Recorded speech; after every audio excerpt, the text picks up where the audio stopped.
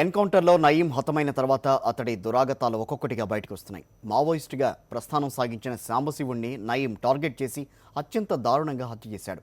హత్యకు ముందు సాంబశివుడి కుటుంబాన్ని నయీం ఎన్నో రకాలుగా బాధలకు గురి చేసినట్లుగా ఆరోపణలు ఉన్నాయి. ఆ విషయాలను గుర్తు చేసుకుని సాంబశివుడి కుమార్తె కన్నీరు మున్నీరవుతున్నారు. ఆనాటి నయీం అరాచకాలపై మరింత సమాచారాన్ని మా కరెస్పాండెంట్ శివశంకర్ అందిస్తారు. ఎన్కౌంటర్ తర్వాత అతని దురాఘాతాలు ఒక్కోటి బయటకు వస్తున్న పరిస్థితి కనిపిస్తుంది. అతని చేతిలో బాధలకు గురైన వాళ్ళు ఒక్కొక్కరిగా సిట్ను ఆశ్రయిస్తున్నారు. ఇదే విధంగా మావోయిస్టులో ఉండి తర్వాత మావోయిస్టులో పనిచేస్తున్న వాళ్ళని టార్గెట్ చేసుకొని వాళ్ళని అంతం చేయడమే తన లక్ష్యంగా సాగినటువంటి నయీం చాలా దురాఘాతాలకు పాల్పడ్డాడు. మావోయిస్టులో అత్యంత నేతగా ఎదిగినటువంటి సాంబశివుణ్ణి అంతం చేసిన తర్వాత నయీం అరాచకాలకు అడ్డు లేకుండా పోయింది. సాంబశివుణ్ణి మనం ఉన్నటువంటి ఈ ప్లేస్లోనే 2011లో అతను టార్గెట్ చేసి ఇక్కడ అతన్ని దారుణంగా హత్య చేశాడు. దాని తర్వాత నయీం తిరుగులేని ఒక డాన్గా ఎదగడం జరిగింది. ఏ విధంగా సాంబశివుడు కుటుంబాన్ని నయీం భయభ్రాంతులకు గురి చేశాడు, అతని అరాచకాలు ఏ విధంగా వాళ్ళపైన ప్రభావం చూపాయి. దగ్గరలోనే ఉన్నటువంటి గ్రామంలో వాళ్ళు ఉన్నారు, వాళ్ళ ఇంటికి వెళ్ళి వాళ్ళ మనసులను తట్టే ప్రయత్నం సాక్షి చేస్తుంది.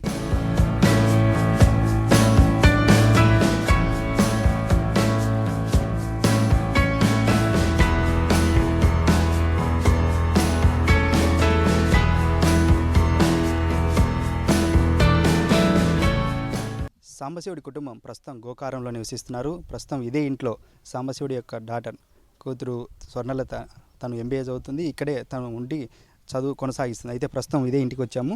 అయితే సాంబశివుడు నక్సల్స్ ఉద్యమంలో ఉన్నప్పుడు నయీం ఏ విధంగా వీళ్ళ కుటుంబాన్ని బాధలకు గురి చేశాడు, అదేవిధంగా ఫోన్ల ద్వారా ఎటువంటి బెదిరింపులకు పాల్పడ్డాడు, అవన్నీ కూడా సాంబశివుడి యొక్క కూతురు ఇక్కడ స్వర్ణలత గారు ఉన్నారు, వాళ్ళని అడుగుదాము.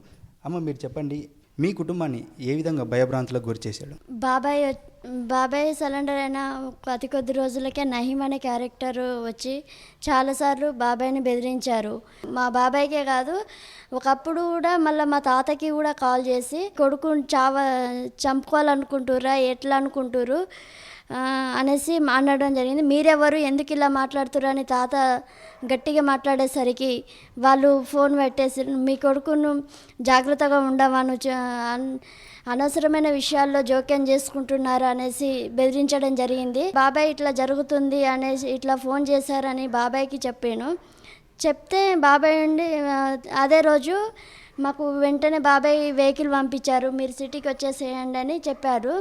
మేము సిటీకి వెళ్ళిపోయినాక అదే రోజు నైట్ టైంలో ఏం చేశారు, పాముల బుట్టలు పెట్టడము, అన్నంలో విషం కలిపారు. అదే రోజు మళ్ళీ మాకు మా ఊరి వాళ్ళు ఫోన్ చేసి ఇట్లా పెట్టారు అనేసి చెప్పగానే మేము ఏమంటే ఊరికి వెళ్ళడం జరిగింది. పిల్లి అక్కడ చనిపోయింది ఆ అన్నం తిని. అదే ప్రత్యక్ష సాక్షి కూడా మాకు. మొదటి నుంచి కూడా నయీం మీ కుటుంబాన్ని టార్గెట్ చేయడంతో పాటు అంటే ఎక్కువగా సాంబశివును రాములను కూడా టార్గెట్ చేసి అతను హింసించేవారు. అంటే మీ కుటుంబానికి చేసినప్పుడు ఫోన్ కాల్స్ వచ్చినప్పుడు మీరు కంప్లైంట్ ఇవ్వడం జరిగింది, దానిపైన పోలీసులు ఏ విధంగా స్పందించారు? మేము చాలాసార్లు కంప్లైంట్ ఇచ్చాము. అక్కడ ఎల్బీ నగర్లో, వనస్థలిపురంలో కంప్లైంట్ ఇవ్వడం జరిగింది. పోలీస్ డిపార్ట్మెంట్ కూడా మమ్మల్ని పట్టించుకోలేదు. మేము ఎన్నోసార్లు ఇప్పుడు చాలా కేసులు పెట్టాము మేము, అయినా కానీ ఏ గవర్నమెంట్ పట్టించుకోలేదు. టీఆర్ఎస్ గవర్నమెంట్ వచ్చినాక మాకు సరైన న్యాయం జరుగుతుంది. సాంబశివుడు చనిపోయిన తర్వాత ఇతని నయీం పనే ఇది నయీం టార్గెట్ చేసి చంపడం జరిగిందని దానిపైన కంప్లైంట్ ఇవ్వడం జరిగిందా? ఎప్పుడు ఎక్కడ ఇచ్చారు దానిపైన కంప్లైంట్? దానిపైన కంప్లైంట్ అంటే ఒలిగొండలో ఇవ్వడం జరిగింది, కానీ అయినా కానీ పట్టించుకోలేదు. ఎవరు చేస్తారు, ఎందుకు చేస్తున్నారు ఇదంతా అనేసి చేసేసరికి నయీం అనే పేరు బయటపడ్డది మాకు.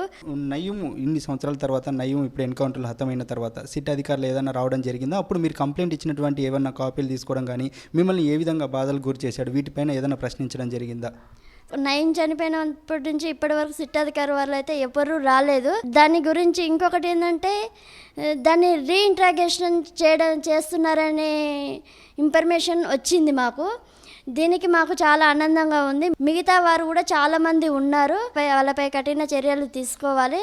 ప్లస్ నయీం రాసినటువంటి డైరీ ఏదైతే ఉందో అందులో ఉన్న ప్రతి ఒక్క లీడర్లను బయట పెట్టాలి. ఏ డిపార్ట్మెంట్ అయినా, పోలీస్ డిపార్ట్మెంట్ అయినా కావచ్చు, అటు రాజకీయ లీడర్లైనా కావచ్చు, ఎవరిని కూడా వదలకూడదని విజ్ఞప్తి చేస్తున్నాను.